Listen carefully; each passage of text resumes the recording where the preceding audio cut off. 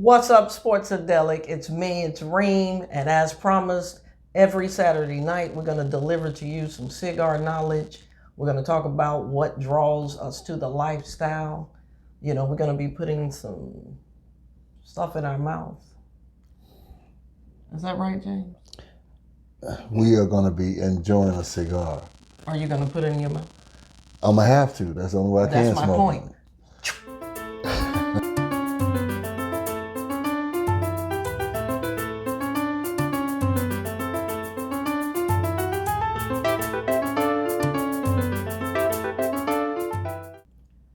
Sports-A-Delic, what is up? What is up?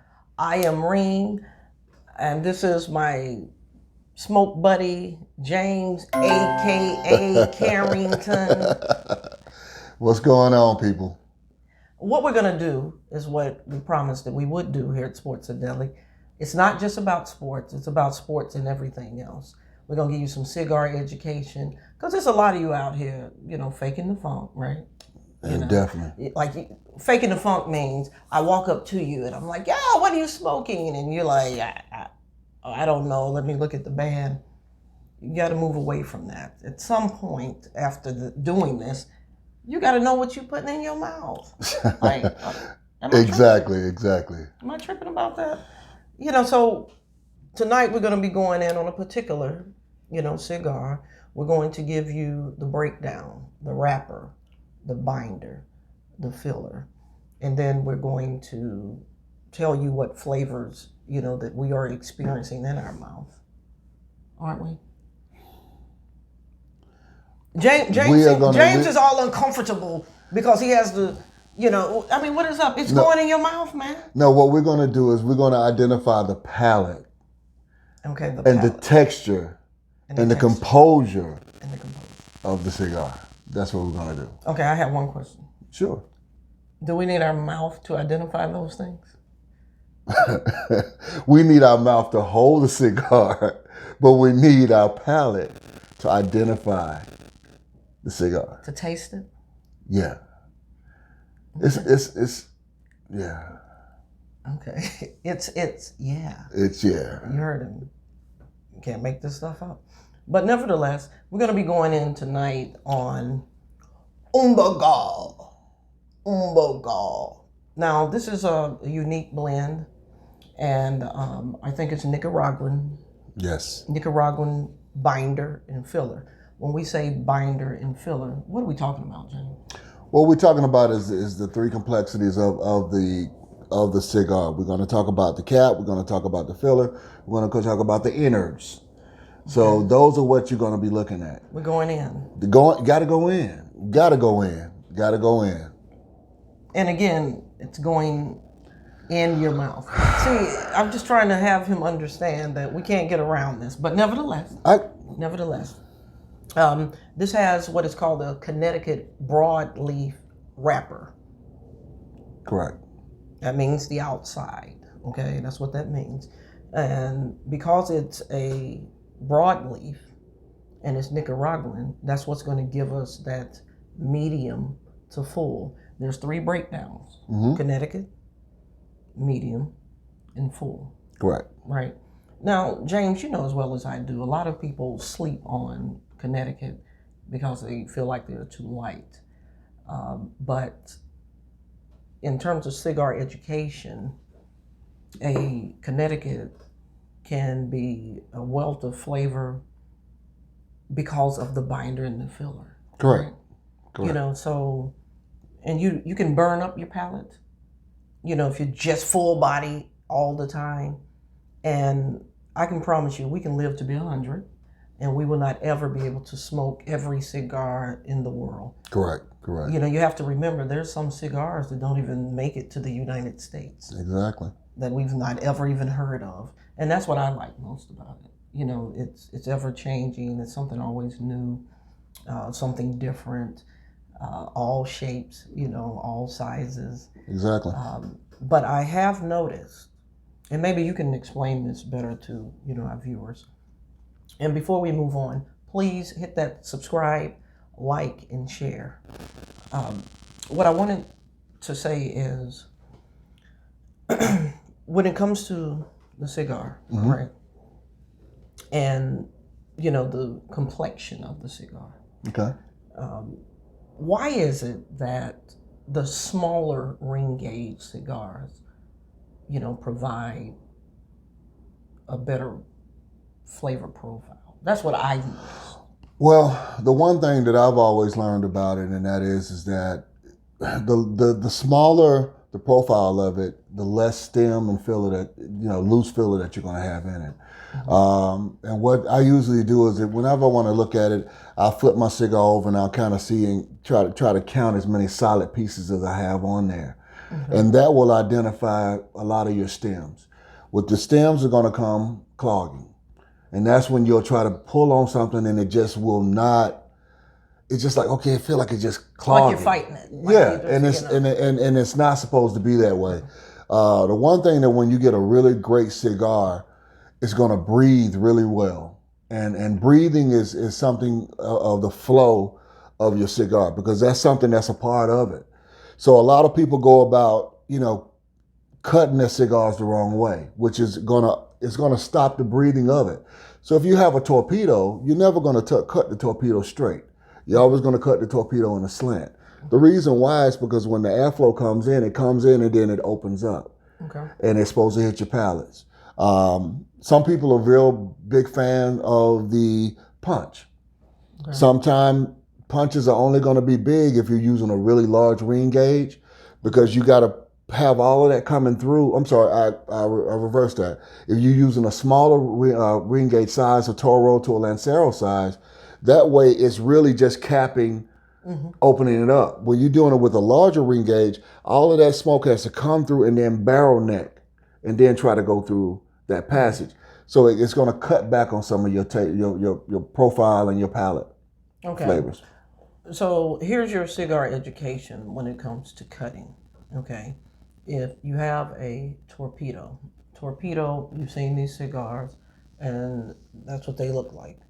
Like a missile. Like a missile. Yeah. That's what we mean when we say torpedo. Okay. When we say Lancero, the best way I can describe it is like an ink pen. Yes. You know, it's long, it's skinny. Okay. Correct. And James, you can give the breakdown of some of the other sizes.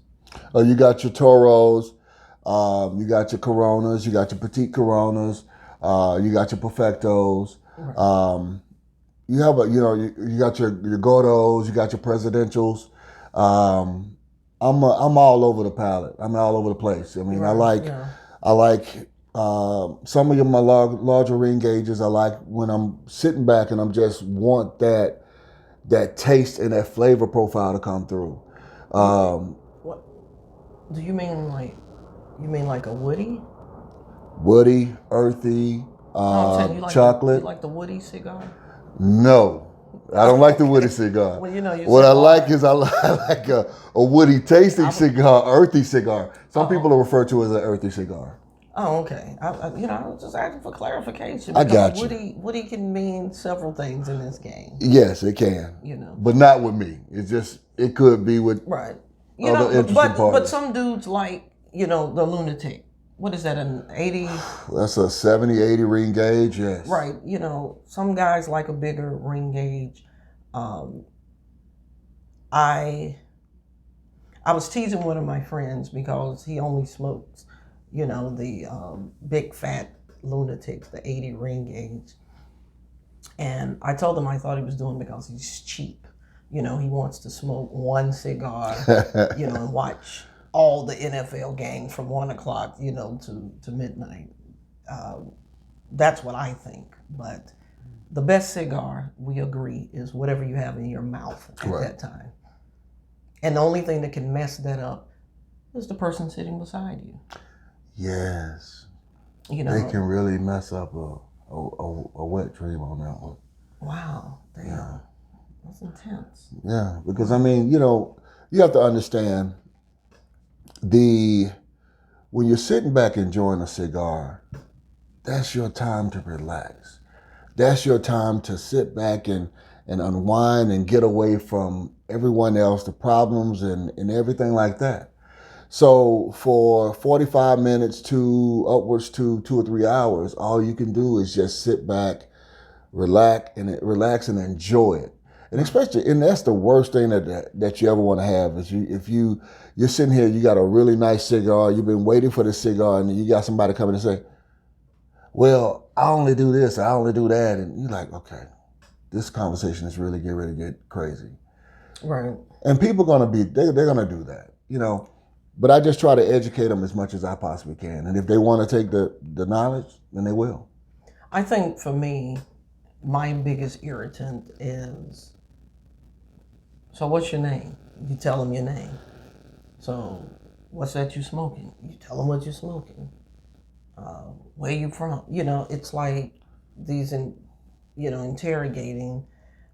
When I'm enjoying a cigar and a cocktail, that's not the time. And I'm telling you, I'm talking directly to you fellas. That's not the time to be trying to holler at a woman that's serious about this.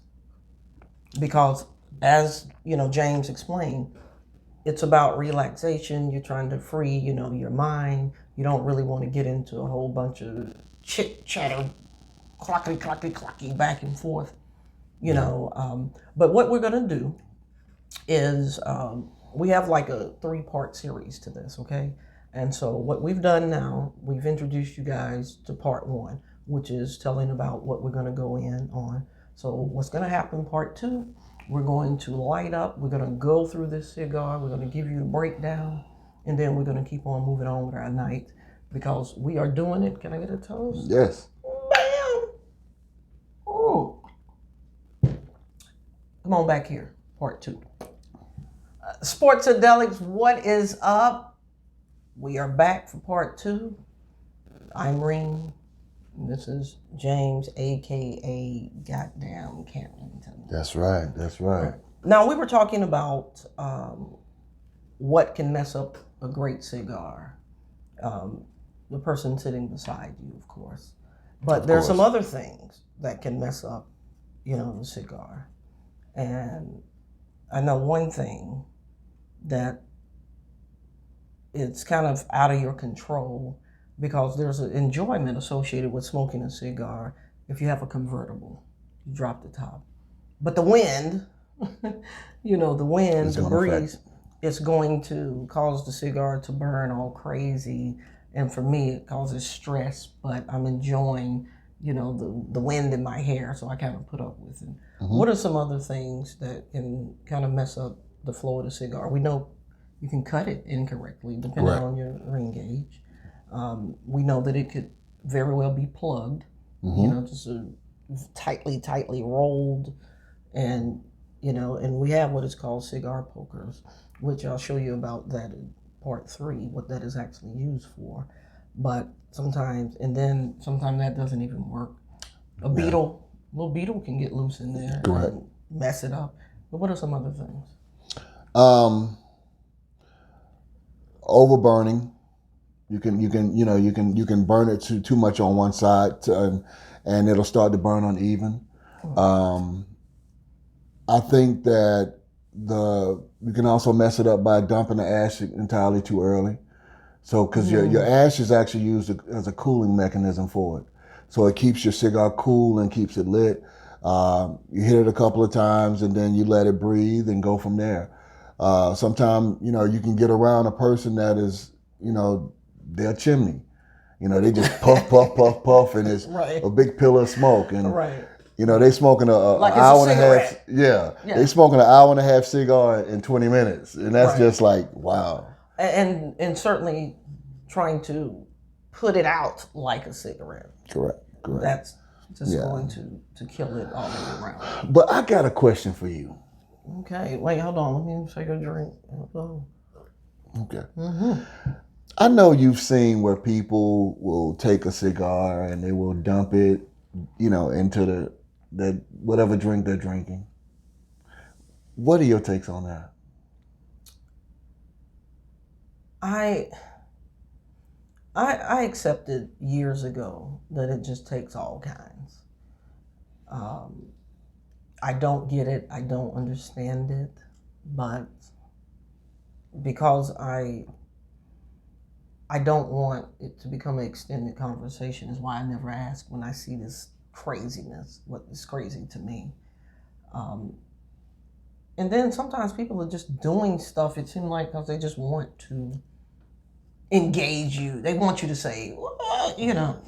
And so I just don't take, the bite. But I know we've had this conversation before. So here's my question, to you. Why do you think so many women have taken to the cigar game? Because I still think it's a man's world. I still believe wholeheartedly that men that are really true to the leaf life could truly care less if women are present. But if we are present, there's some things that I guess we better be bringing to the cigar scene. So yes, because I know that's a pet peeve of yours. Yeah, I think that what has happened now, especially here in this area here, it's so many stores here, and there's so many shops in this area that the first thing that I always try to explain to people in that is identify what you are. Are you a cigar shop or are you an after-hour spot? You do see a lot more females that are frequent now in the cigar shops, but I think it's just evolution. I think that when you want to, meet someone that's not of the BS caliber, and you don't want to meet a guy in a club, you don't want to meet a guy, putting on all these different facades. Mm-hmm. You go where you feel like the top of the top is going to be. And most of your guys that are going to be around this industry is going to be guys. This is not. Let's get this understood. This is not a cheap hobby. No. So you're looking at the average stick, $8 to $10, $12. Medium, 15 to 17. High end, 22 to 45. Right. And that's per stick. Right. So I think that women have understood the fact that, okay, this is my, I used to complain about my hair smelling like smoke. I'm not worried about that. Mm-hmm. Because at the end of the day, if I want to meet someone who's nice, who's doing something with themselves, trying to, create business, networking, or whatever the situation may be, I'm going to go with that where they are. And that's just how I think they're looking at the evolution of it now. Okay. So you have some women that come in, and they come in with the intent that I'm here to meet someone. Now, what will happen is the guys that are in this industry, they're going to see. Especially, they're going to ask you questions. Right. What are you smoking? Why do you smoke it? Why do you like that? And just through simple conversations, you're going to find out everything. I've always said... Is it a turnoff if the answers are either incorrect or straight, BS? No, but I try to give them an A for credit. I think it evaluates how much they know about this actual particular industry. Okay. Once because you have some. What I'm saying is it like, okay, the cigar knowledge isn't there. Correct. But okay, she's here. As a man, do your mind automatically go to she's here to pick up? She don't even know what the hell she's putting in her mouth. Yes. If that's the case, then yeah, you're gonna be. Because that's what I'm saying. I don't know why you sitting here like you don't want to put this information out here. I mean, but because we've already talked about this. Yes, we have. And so I just wanted you to just go look. Sports-A-Delic. One thing that we do here is just go ahead and put it out here. So Carrington, I guess he's. Hey, take a sip for me. We're gonna have to get him, in the game here, because well, we know what they'll do. See, you see what happened? Yeah. So you took a sip. Ladies, pay attention. It's coming. All I'm saying is peppermint. Okay, peppermint. That's an inside thing. I can only hope and pray that who this applies to doesn't see this. I know they will because they're a subscriber. But hey, peppermint is peppermint. It's a wild moment. Yeah. Also, this leads me to something else. Mm-hmm. Because for me, I just get tired of women coming into cigar lounges or cigar-friendly bars, sports bars where you can enjoy cigars, fanning, the smoke, and they got this terrible look on their face. Yeah. And I'm like, yeah. Like, where did you think you was coming to? Yeah. So to your point, we got a homeboy, BJ, say that they're sack chasing. Yeah. And I can only assume that you're chasing the sack if you fan and smoke and frowned all up. And it says outside, cigar bar. So that is my, irritant. I just don't know where you thought you were coming to. Actually, it's so funny. I used to go to a spot and there used to be, I realized that there are cigar groupies. I realized that there are women that they basically mess with you based upon what you're smoking. But they do know high caliber and quality stuff. So, I saw a young lady that sits back and a couple of guys came up to her. They had the cigars in their hand and she said, "Oh, what are you smoking?" They said, "Oh, I'm smoking this and this and that." And I'm just listening to him. She said, "Oh, okay." Another guy come up. He's maybe smoking something a little bit better. "Oh, what are you smoking?" "Oh, okay." Somebody comes up with some high end, and now she's like, "Oh, so how you doing?" And I was like, wow. So what he's saying, fellas, is this: it's cool if you know your game. Want a Cuba or I don't know, a Java or cherry flavor, Tatiana, lollipop or something. Yeah, whatever it is. But women are now checking your cigar game. Yeah, get your game up. Get your game up. Speaking of get the game up, why don't we light this up? Let's go for it. Righty. Yes. Fellas, smoke whatever you enjoy smoking. If I'm not mistaken, the median average income for people that enjoy this lifestyle, if I'm not mistaken, it's right around $72,000 a year. That's on the average. To your point, like, this is not, and what about the dudes and the women that come in the lounges asking to borrow a cigar? How the hell you gonna borrow a cigar? You remember this dude that used to be like, "Yo, can you loan me a cigar?" I mean, come on. And chicks like, "Yo, let me get one of your cigars and I'll give it back to you later," something like that. I got a story about this. Let me say this to you. So I'm down at one cigar spot. And wait, hold on. I want you to talk through this. Come back to your point, because you had said earlier about how you light a cigar. Because I have seen people with a torch.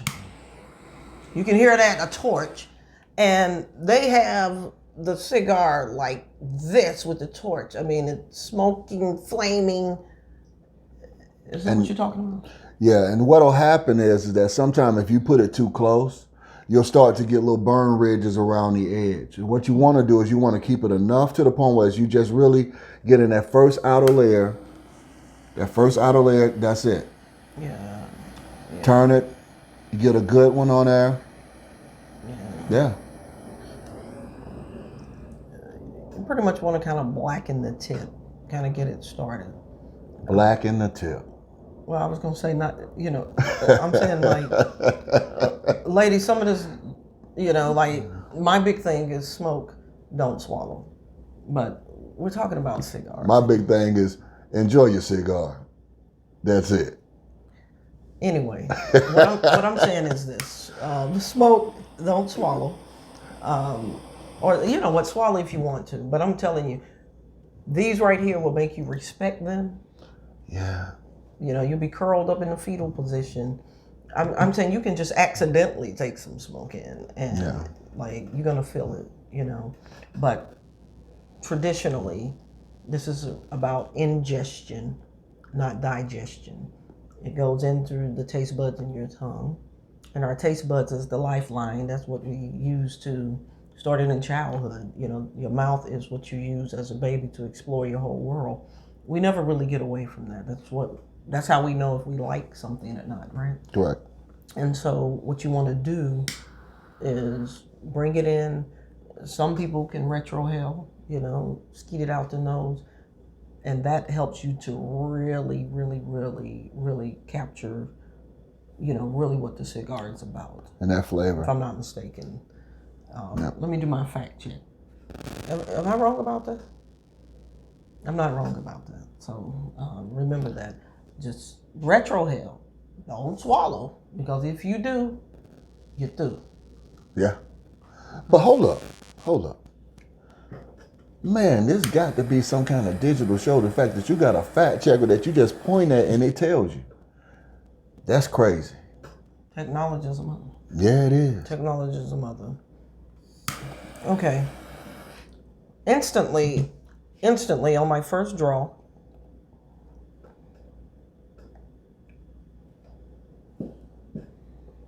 I like to hold mine in my mouth, you know, for a few minutes. A few seconds. And why am I getting a little pepper? Well, you're going to get a pepper based upon the broadleaf. The broadleaf is actually going to give you a little bit more pepperier profile. It's going to give you a more spicier profile. So what will happen is that what you're looking at is it's going to tingle a little bit. Okay.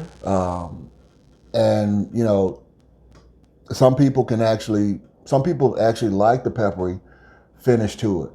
My father's used this profile a lot. So a lot of times if you do my father's, especially if you do the judge, what you're going to be looking at is it's going to feel like it's tingling on your back palate, and that's going to be that profile from the broadleaf. Okay, here we go.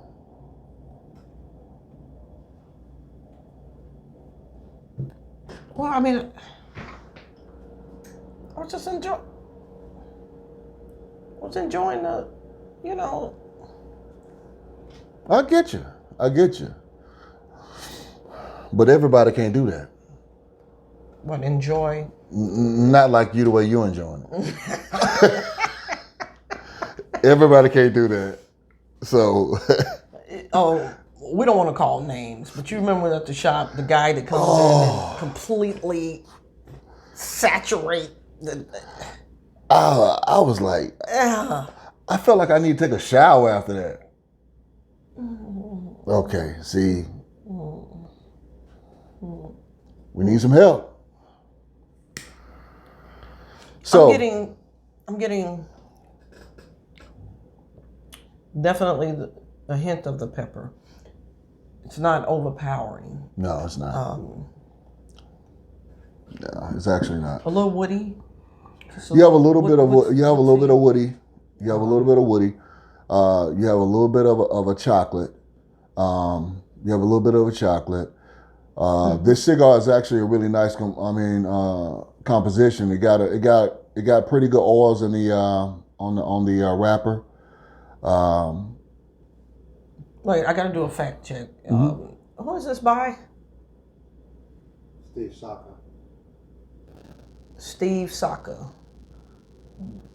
Embigod by Steve Saka. Go out, get this. The price point is excellent. And I got to tell you, those of us that enjoy the leaf, we pretty much know from the moment we light it up what we, in for. I'm just excited to see what's going to happen when we get it. What's up, Sports-A-Delic? Part 3. Now, we've gone into several things. We've explained to you how you want to light your cigar, depending on the size of your cigar. We've gone into binder, filler, wrapper that makes up the whole complexion of the cigar, right? We've gone into ultimately what makes a cigar enjoyable is really whatever you want in your mouth. And we also, now, anybody will tell you the only thing that can mess this up is truly the people around you. Like, that's 100. Yeah. It is. Yeah. But Aaron Rodgers. And that's another thing about the cigar. I have had conversations. I'm talking about when you get into the leaf life, you're going to meet the most interesting people. Yes. You're going to have conversations that you've never had in your life. I'm talking about solid conversations with solid people. It has no race. It has no gender. This is the one time where, people are just going to talk to you and enjoy, that energy. But Kyrie Irving, I could respect the fact that he was honest about, look, I'm not comfortable putting this in my body. Aaron Rodgers, on the other hand, but Aaron Rodgers has always been kind of quirky, kind of aloof, and, just a different type of cat. And I'm just wondering at this point, because I'm going to tell you all of this, mental health is real. Yeah. It is real. But most of the time, people only think that mental health is the extreme, where you see the homeless person talking to themselves. No, mental illness, you can be totally functional as far as you get up, you go to work, you do what you're supposed to do, you pay your bills. That doesn't mean that there's not some mental illness. Correct. And mental illness has onset periods. There's some mental illnesses that the onset is early childhood. Some is middle age. Yeah. And this to be true because of Alzheimer's, so it has a different onset. And did you have a chance, did you see his interview, Aaron Rodgers, what he was saying? And I'm saying, I think that this dude, it's one thing to say something. You can say anything. And no matter how ludicrous it is, that's okay. Yeah. But if you believe it, that's when you got to kind of check the person out and say, okay, something else is, I think Aaron Rodgers is having some type of, breakdown. Like for real. Well, I think it's a couple of things. I think that, first of all, we all know what the acronyms for NFL stands for. Not for long. Not for long. So, right. We can get out there and anytime that you get some, you get anything over a 3 to 4 year career in the NFL, you're pretty much a journeyman. A lot of guys are going to flip-flop a lot of teams. Is it sexy when a woman is smoking a cigar? Always. What makes it sexy? Just, tell the subscribers. I want to know. On that note, I just think that it's very appealing when you can sit back and have a conversation with a female, and she truly knows and respects this game. Understand the complexity of a cigar, understand what it is that she's looking for as far as a blend, and just have some knowledge about it. And it's just not something because she's trying to do a photo op with. They want to do voguing and posting up. No. It's about truly enjoying this culture, understanding this culture. I've always said that 70% of your business is done on a golf course. Well, when those guys leave the golf course, where are they going? They're going to the cigar shop. They want to be able to sit back, tell about how well they played on the front nine and how tired they was on the back nine, and that's the reason why they didn't have a great, game. So and then you look across the room and you see a woman, enjoying a cigar, what goes through a man's mind? Inquiring minds want to know. Well, I think the first thing that you're looking at is you're like interested, like the same things. And then when she can sit back and she can... So it makes you really want to... engage in a conversation with her. Yes. Okay. All right. Yes. Okay. And kind of see what her mindset is. Because I think one thing about most of your cigar guys, they can detect phonyism. I know that's not a word, but I made it a word. It is here on Sports-A-Delic. Phonyism. Phonyism. How we spelling that? P-H-O-N-Y. Ism. Yeah. So I think that's what we have to look at. I was at a place one time and a young lady came in and we having a conversation, and within 30 minutes, it was just like 5 strikes on it. And I'm sitting there going, wow. And it's amazing how people will sit back and have a conversation with you when you're sitting down over a cigar. You hear some of the wildest stuff. Yeah, because people are relaxed and... Very. They just say some of the darndest things, but I was saying that I just kind of noticed that the black quarterback is a guy who just happens to play quarterback that's athletic, and there's always this push to kind of stay in the pocket, right? But they don't ask the white quarterbacks to learn the read option.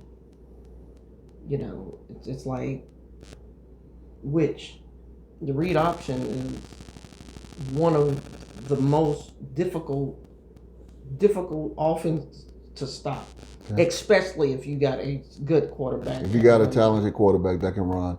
Like Lamar Jackson, that's why he's killing them, because, it's just so difficult to... But, when you look at it from a scheme, a coach wants you to run their scheme. They don't want you to go off the raw with it. And I think that what happens is that if you come up as a African American quarterback, you learn really quickly, I got to get out the pocket. Because if not, just, to expound on what you was talking about earlier, yes, these guys now they're becoming freaks of nature. You got a guy that's 360 pounds and he's running 4.5s. He's bench pressing 225, 39, 49, 59 times. In combine. And, you're talking about a guy that's that big still has Agile. a 32, 34, 36, 39-inch vertical. Well, you remember, and let me point out that Clemson University went into Louisville tonight and won 30-24. Really? The Big Cinco got its first really? road. Really? Hey. Okay. Don't get kicked off the show. Look, hey, you know I'm about them Tigers. You already know. You know what I'm about. Yeah, but I'm about them Tigers. Them dogs. Well, everybody's... Go dogs. Everybody's about the dogs when they win. Hold up. You've known me for a very long time. Hold on, player. Okay. Don't make me Kevin Samuels you and don't make me Kevin Samuels you and kick you off. Hey, I'm not disputing that James is a Grady baby. He's born and raised here. He support all of his teams. I'm not saying that. It's just I noticed that there's people that I've known for 15 years. Yeah. That I didn't know was a Braves fan until they won the World Series. Yeah. That's all I'm saying. James, you said it. Atlanta fans are the most fair weather. I was down at Mercedes-Benz when Washington, came into town, and we were louder. They were winning up until they were not. Yeah. And we were louder. Yeah. And we only had a handful of people. It was just, crazy. And the only thing I'm saying is, I know that the dogs, hey, they're the number one team in the country. I give credit, where it's due. But does anybody that know football know that them Tigers, did some work. Did some work. It's almost like they don't know what to do with the polls because we're not in it. Like nobody expected this from Clemson. Nobody. No. The only talk that I heard was there's 3 spots for the playoffs because Clemson has one. But hey, it happens. We'll be back. And even if we don't come back, I've been honest about this. The Clemson University men's football team look exactly like they did when I was in school. Great defense and absolutely nothing on offense. So, I just kind of feel like this is the norm when I look at them. I don't know what to expect. They might show up, they may not. I am shocked and flabbergasted that we won tonight. I mean, for real. What did I tell you earlier today? Yeah. I said, I don't know, James. Yeah. But in closing, this is a great steak.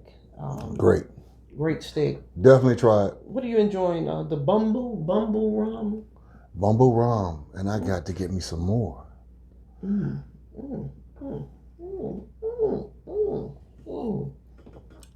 that. But I proved my point. What's the point? That you had to put it in your mouth. Oh my God. Sports-A-Delic, subscribe, and we'll see you next Saturday. We're going to talk about whatever. James, are you going to put that in your mouth? I'll take that as a yes. Yes.